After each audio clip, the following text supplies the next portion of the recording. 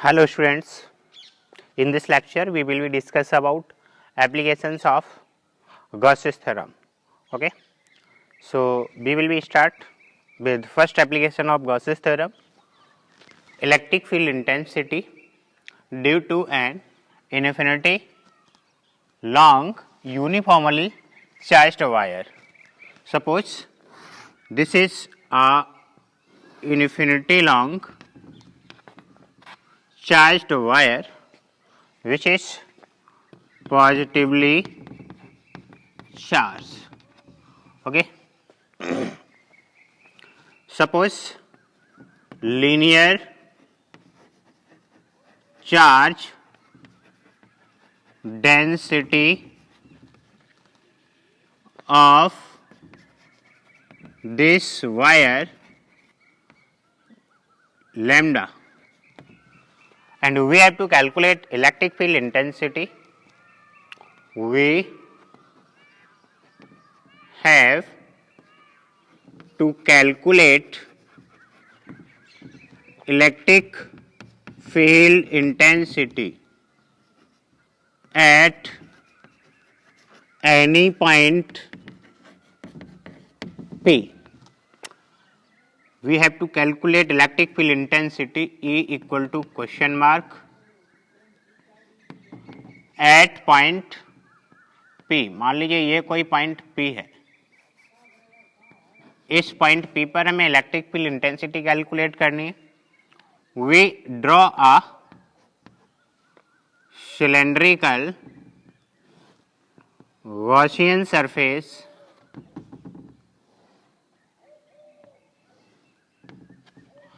at point P of radius r and length L.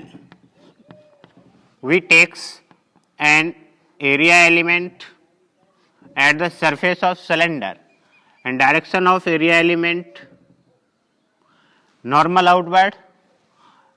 N cap denotes the direction of area element and its magnitude is dA. Electric field intensity due to this positive wire away from positive charge. So, electric flux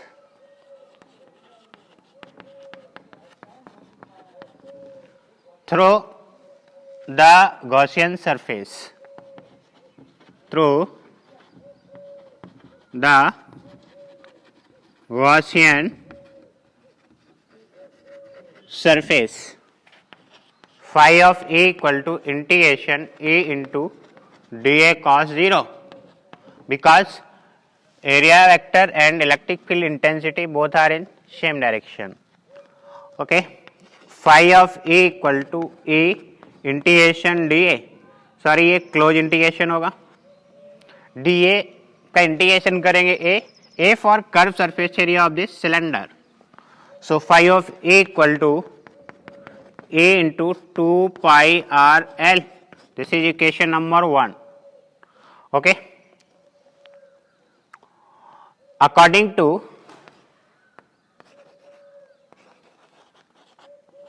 Gauss's law, Gauss's law क्या होता है? Phi of E equal to Q by epsilon naught. Putting the value of phi of E from equation number 1, A into 2πRL equal to Q by epsilon not. This is written as A equal to 1 upon 2π epsilon not into Q by RL, because Q by L is linear charge density lambda. So, Q by L is replaced to lambda.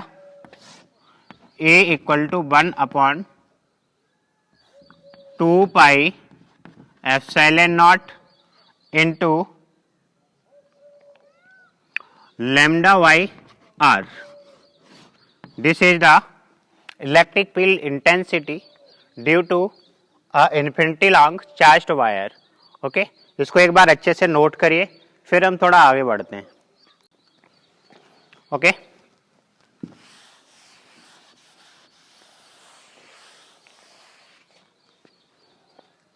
इसके नीचे कुछ point लिखेंगे. इसके लिए if lambda is greater than 0, electric field radially outward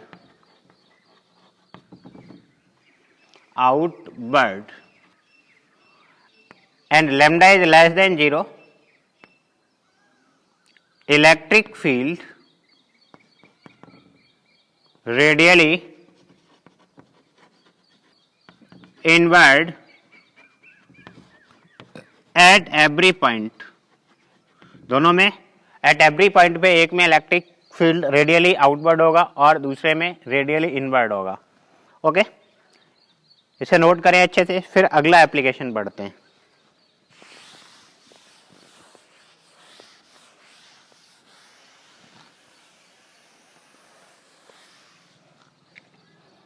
Second application is electric field intensity due to a uniformly charged spherical cell. Uniformly charged spherical cell.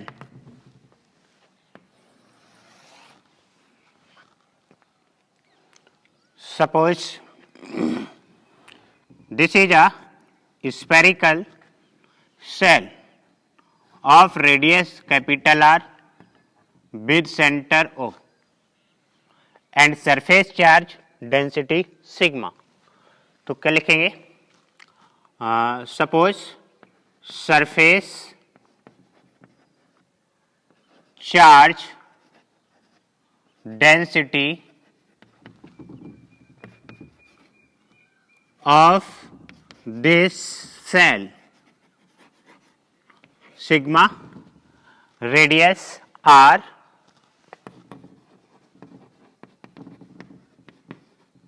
with center O,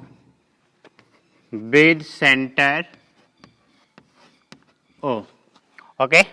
We have to calculate electric field intensity. We have to calculate electric field intensity. इसमें electric field intensity तीन cases में हम calculate करेंगे। First is outside the shell, उसके बाद surface of shell, उसके बाद inside of cell. Okay, तो प्लस क्यू चार्ज मान लेते हैं uniformly distributed over the surface of cell, and we have to calculate electric field intensity at point P. यहाँ पे electric field intensity calculate करनी है। We draw a spherical Gaussian surface. We draw a spherical Gaussian surface of radius R, which takes a area element dA at point P. ये area element dA है। Unit vector n cap denotes the direction of area vector, and electric field intensity is always away from positive charge.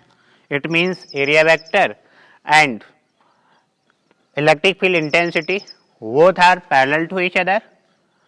Therefore, electric flux through the Gaussian surface,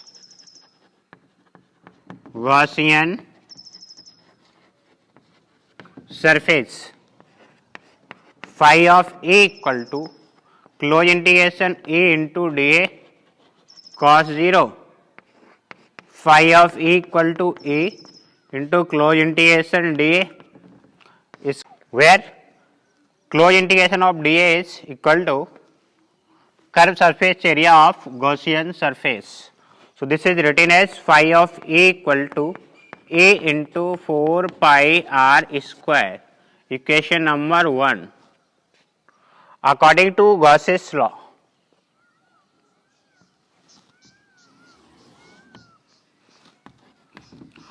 according to Gauss's law, phi of A equal to q by epsilon naught. Putting the value of phi of A from equation number 1. Phi of A equal to A into 4 pi r square equal to q by epsilon naught. This is written as A equal to 1 upon 4 pi epsilon naught into q by r square. This is the electric field intensity outside the cell. And second case is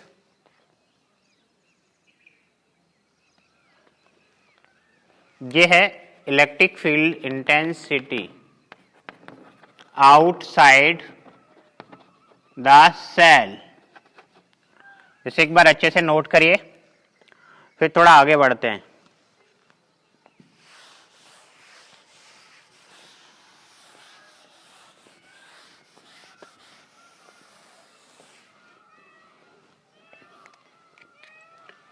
second application का B part, electric field intensity on the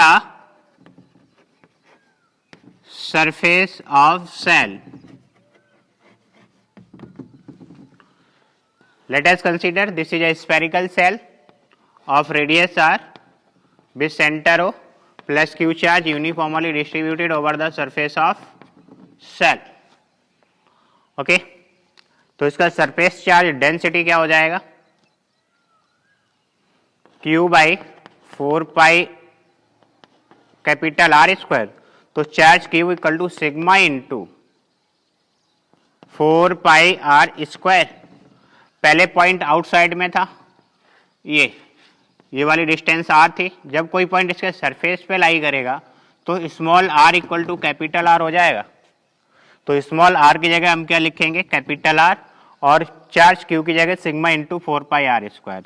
therefore electric field intensity A equal to 1 upon 4 pi epsilon not into sigma into 4 pi R square divided by capital R square.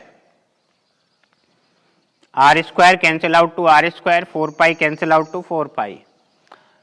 A equal to sigma by epsilon not. This is the electric field intensity at the surface of spherical cell. Okay, and the last C part is electric field intensity inside the cell. Cell के inside क्या होगी electric field intensity? Inside कोई charge नहीं है क्योंकि total charge Q है, वो uniformly distributed है over the surface of cell. So there is no charge inside the cell. Q equal to 0. Q अगर 0 है, inside इलेक्ट्रिक चार्ज 0 है, तो electric field intensity is also 0. Okay, ये हमारे spherical shell के लिए इलेक्ट्रिक फील्ड इंटेंसिटी हो गई तीनों केसेस में, outside the cell, on the surface of cell और inside the surface of cell. Okay, इसे एक बार अच्छे से नोट करिए, फिर हम नॉन कंडक्टिंग सेल के लिए इलेक्ट्रिक फील्ड इंटेंसिटी कैलकुलेट करते हैं.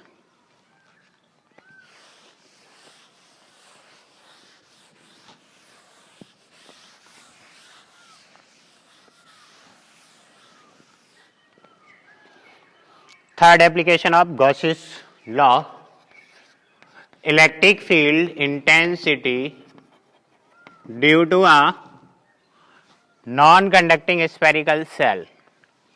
Non-conducting spherical cell.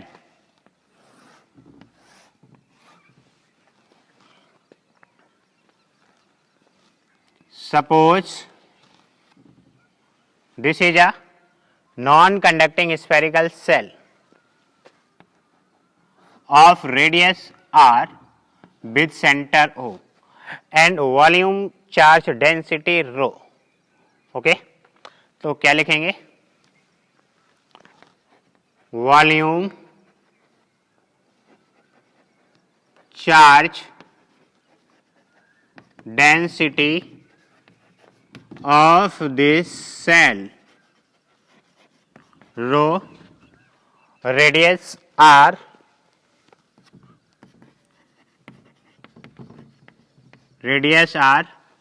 with center O, with center O. We have to calculate electric field intensity. We have to calculate electric field intensity. If plus q charge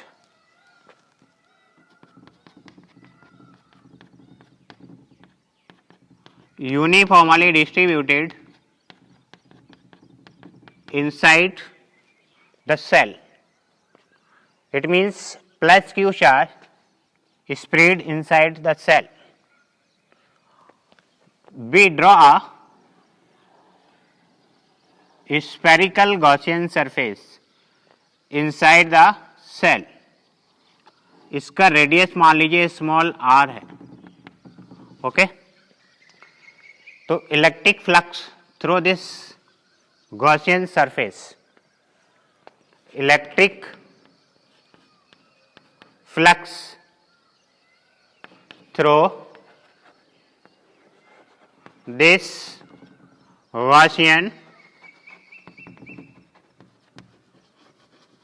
surface, phi of A equal to क्या हो जाएगा? Integration A into D A. phi of A equal to A into 4 pi r square. Equation number 1. According to Gauss's law,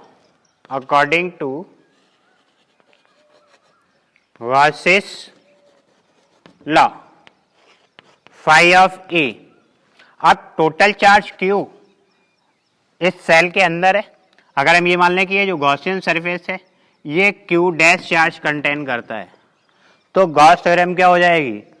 Q is replace to Q dash upon epsilon naught होता है, लेकिन वो free space के लिए होता है. अब cell के अंदर फ्री स्पेस तो है नहीं, कोई मेटल है, तो यहाँ इसके लिए हम एप्सिलॉन नॉट की जगह सिर्फ एप्सिलॉन लिखेंगे.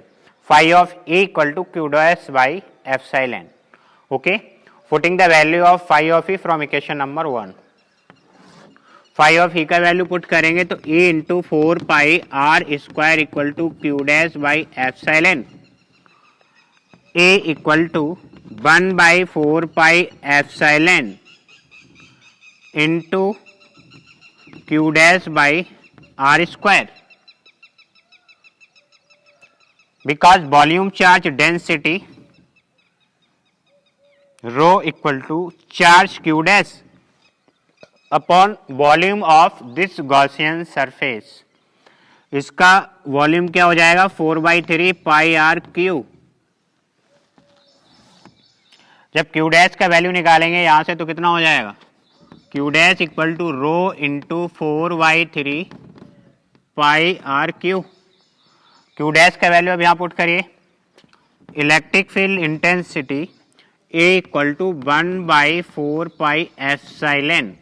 Q dash is replaced to rho into 4 pi r q divided by 3 r square. R square से Q कैंसिल आउट, 4 पाई से 4 pi. A equal to R into rho divided by 3 epsilon. Okay, this is the electric field intensity due to a non-conducting spherical cell. इसे एक बार अच्छे से note करिए. Equation पढ़ेंगे हम.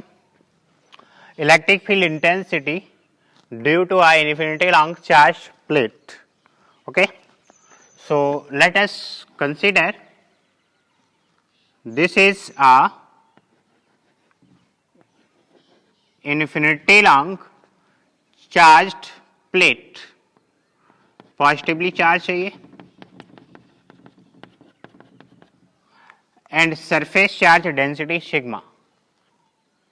Okay, we have to calculate electric field intensity at point P at distance r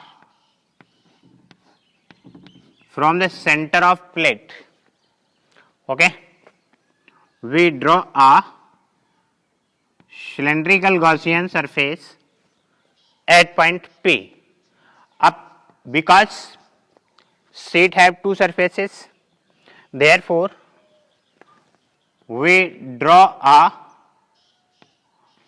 cylindrical Gaussian surface in other side at same distance r. Okay, we takes area element dA and dA in both sides.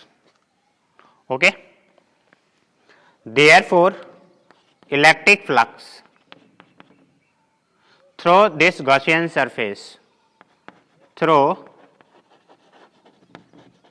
this Gaussian surface, phi of A equal to A into dA. But sheet have two surfaces, therefore electric flux is 2 times. Equation number 1. According to Gauss's theorem, phi of A equal to Q by epsilon naught. Putting the value of phi of E from equation number 1, क्या हो जाएगा 2A into dA equal to Q by epsilon naught. We know that surface charge density sigma equal to Q by area. Area element हमने dA लिया था, तो charge Q equal to sigma into dA. ये charge की value यहाँ पे put करेंगे 2A into dA equal to sigma dA divided by epsilon naught. dA cancel out to dA, 2A equal to sigma upon epsilon naught and A equal to sigma upon 2 epsilon naught. This is the electric field intensity due to a infinity long charged sheet. Okay, इसमें language भी लिख सकते हो आप, surface charge density of this sheet is sigma. Okay, इसको अच्छे से note करिए, फिर आगे बढ़ते हैं.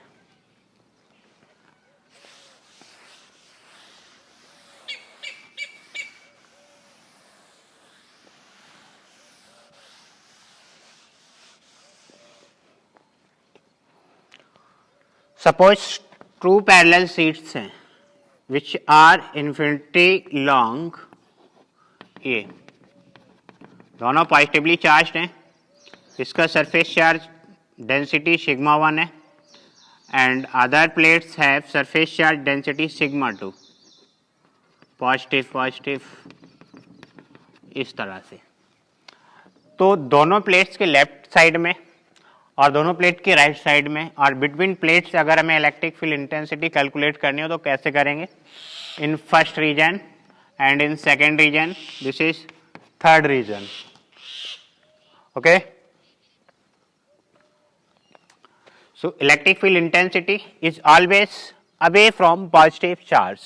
okay, तो यहाँ पे फर्स्ट प्लेट के लिए electric field intensity away from positive charge and second plate के लिए ये भी पॉजिटिव है तो इसके लिए भी अवे फ्रॉम पॉजिटिव चार्ज. तो electric field intensity in first region E1 plus E2 same side में बट नेगेटिव एक्स एक्सिस के अलॉन्ग है, तो हम क्या लिखेंगे, माइनस का E1 plus E2। Electric field intensity in first region minus, इसके लिए sigma 1 upon 2 epsilon naught plus sigma 2 upon 2 epsilon naught. Okay, अगर हम ये माने कि दोनों का surface charge density sigma 1 equal to sigma 2 equal to sigma है, तो क्या हो जाएगा, electric field intensity in first region sigma upon 2 epsilon naught plus sigma upon 2 epsilon not minus का सिग्मा अपॉन एप्सिलॉन नॉट रह जाएगा। Similarly electric field intensity in second region, यहां पे अगर फर्स्ट सीट के लिए निकालेंगे तो E1 इधर हो जाएगा और E2 इधर, तो electric field intensity E1 minus E2 in second region, electric field intensity in second region equal to sigma 1 upon 2 epsilon not minus sigma 2 upon 2 epsilon naught. अगर यहां दोनों के लिए surface charge density sigma 1 sigma 2 equal हो जाए तो electric field intensity क्या हो जाएगा, sigma upon 2 epsilon not minus sigma upon 2 epsilon naught, 0। Electric field intensity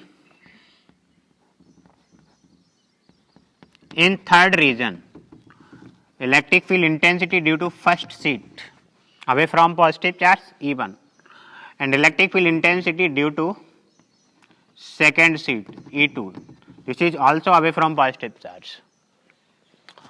E third equal to E1 plus E2. E third means electric field intensity in third region due to both plates equal to sigma 1 upon 2 epsilon naught plus sigma 2 upon 2 epsilon not.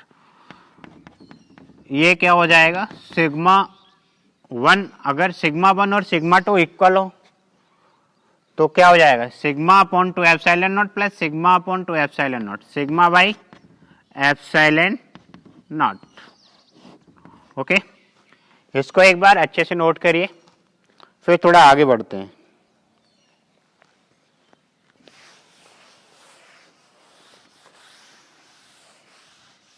अब मान लीजिए अगर ये वाली plate negatively charge है, second plate is negatively charge, ये electric field intensity in first region due to first plate E1 away from positive charge and electric field intensity due to second plate, इसके लिए towards negative charge होता है, तो electric field intensity in first region equal to E2 minus E1 क्या हो जाएगा, sigma 2 minus 2 epsilon not minus sigma 1 upon 2 epsilon naught. If surface charge density of both plates equal, अगर sigma 1 और equal to sigma 2 equal sigma है तो electric field intensity in first region 0 and electric field intensity in second region away from positive charge E1, negative charge के लिए towards negative charge, तो electric field intensity in second region E second equal to E1 plus E2 sigma 1 upon 2 epsilon naught plus sigma 2 upon 2 epsilon naught, ये हो जाएगा। If sigma 1 equal to sigma 2 equal to sigma, दोनों की surface charge density equal है, तो electric field intensity in second region sigma upon 2 epsilon naught plus sigma upon 2 epsilon naught, sigma upon epsilon naught हो जाएगा इस तरह से। Electric field intensity in third region due to first seat E1 is always away from positive charge and electric field intensity E2 due to negative charge is towards the negative charge. Okay, E electric field intensity in third region E1 minus E2, electric field intensity in third region E1 क्या लिखेंगे, sigma 1 upon 2 epsilon not minus sigma 2 upon 2 epsilon naught. If sigma 1 equal to sigma 2 equal to sigma, अगर दोनों equal हैं तो electric field intensity in third region क्या हो जाएगा, sigma upon 2 epsilon not minus sigma upon 2 epsilon naught, 0। Okay, thanks. इस lecture में इतना ही। अब नेक्स्ट लेक्चर में पढ़ेंगे हम कैपेसिटर।